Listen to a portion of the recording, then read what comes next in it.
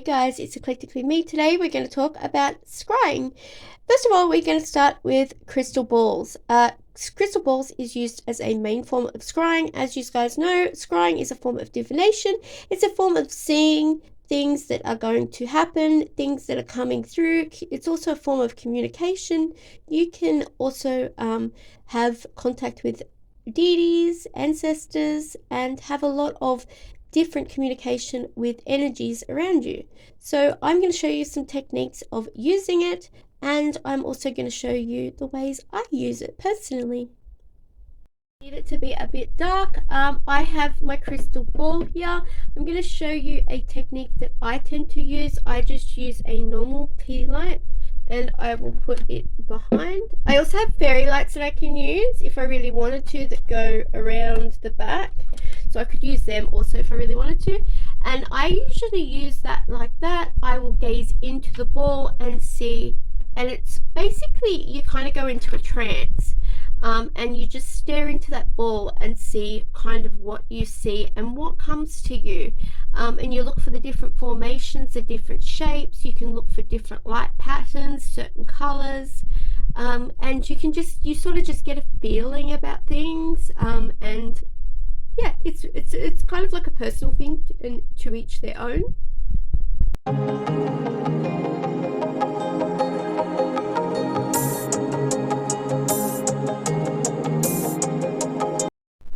Scrying with a mirror is a little bit different. With this, you want the mirror facing you. You also can use many varying sizes of mirrors. You can use a handheld one, you can use a little one. I'm sorry, I'm talking with my hands. You will put your candles right in front and you'll have it well lit up. You will then sit in front of the mirror, again going into a trance. I'm not going to show my face, but it's, you get down there and you basically look into the mirror. You're again looking for formations, you're looking for patterns, you're looking for shapes. You will get visions. A warning of using scrying: you may not see what you want to see, and sometimes the images you can see are scary.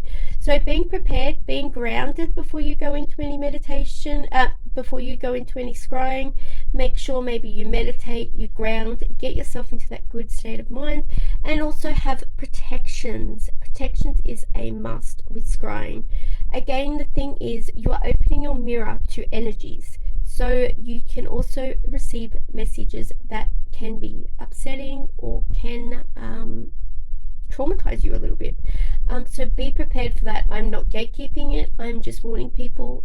I know a lot of people that have tried it and have received in their first scrying some scary things. To be honest, it can be a little bit unsettling, so I wouldn't recommend it to beginners. Of course, advanced practitioners only, but this is just a great way of just creating another form of divination in your practice.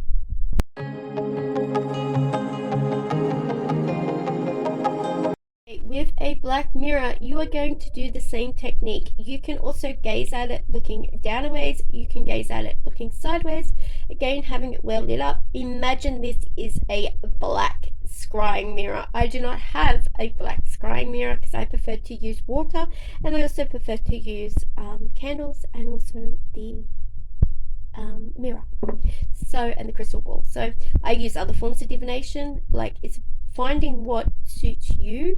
There is normal divinations, like these are more advanced practitioner levels, but we are going to now talk about, so what you'll do is just gaze into it, look into it, see the energy, see the shapes, see the images in front of you. It may take a little bit of time, but it's kind of like going into a trance, watching your breathing. There is breathing techniques to it, breathing in, breathing out, taking long breaths, and kind of just staring into it. It's kind of like in the olden days when you would do those images that were like deceiving, that played tricks with the eye, and you kind of like had to stare at it for a long time to see the image they were trying to show you, where it looked like a bunch of dots and like colors, and then when you focused in on it and actually stared and got into that trance, you saw like a lion or a shape or something like that. It's kind of very similar to that. So if you're thinking in that frame of mind, you can get into the learning patterns of it.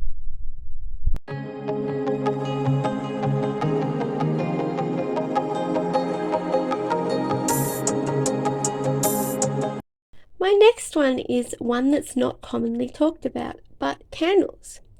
Candles is a great way of scrying. Using them plain, I mean no oil, no herbs. You could even make them, you could put a sigil on them if you really wanted to put extra energy into it, but I would just keep it as natural as possible. And basically, you are going to run the candle all over your body before scrying. So you've cleansed it, you've then put your energy into it. You can, like I said, draw a sigil if you really want to, but we are keeping it plain. Then what you're going to do is take your color that you're drawn to or your intention, and you'll place your candle on. Purple is really good for divination, so put that on. Get in the frame of mind. Basically hold the candle, put your energy into it. You can rub it over your body. Then what you'll basically do is light it like I just have and watch the candle. Watch how it changes. Is it communicating with you? How does the wax drop? How does the wax form? How does the candle go? Watch the patterns of the flame. Is the flame strong? Is the flame little? Is the flame big? When I ask questions, does it flicker up and yes? And a lot of the times you'll watch it. Each form has a pattern of communication, such as popping, flicking, black smoke, white smoke. There's all sorts. Big flames, little flames, flames that are dancing can be communication. And when you ask questions, say yes. You can actually say, are you communicating with me? And the flame will grow. Then what you can say is that yes?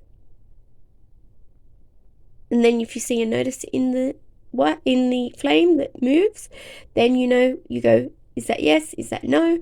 Is someone communicating with me? And you can kind of tell because it's actually moving with your questions. It's not like the wind. And obviously, look at the mundane. Is there wind? Is there draft? Is there if I have put herbs on the candle, is it the herbs that's near it? Think of all the mundane before you go into the magical, but just watching the patterns. And then once you've finished with the candle, you can watch the candle and watch how the wax forms down the side of it. Some people this is really good when you're doing candle spells, and I was going to address it in another video, but you'll see formations, like you might see wings, or you might see a dragon or something. Like, it just goes with the spell, and you can kind of get information from your candle wax. So don't just be like burning candles and throwing them out. Actually look at your workings after you've done and they're complete, and see what you're getting, and also taking photos of your workings and actually watching the flame, because a lot of the times watching things back, you see things that the eye might have missed, and there might be like shapes and people and like images in the photos.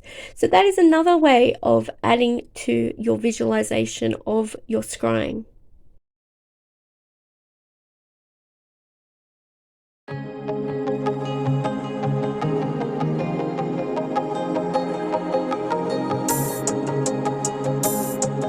And lastly, one of my favorites, you grab a bowl, some moon water, add some salt to the water.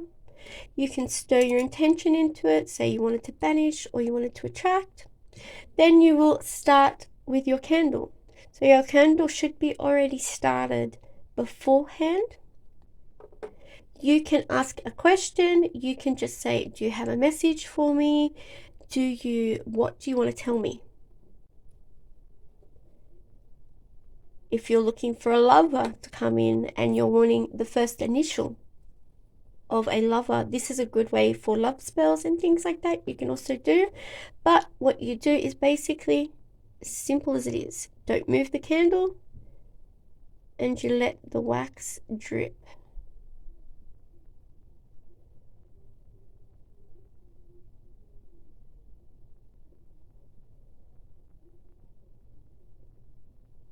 And we just let it keep going and going and going as long as it really wants to work. Okay. And then we kind of look at the wax and we look for a pattern, we look for an image. So to me, that looks like a snake,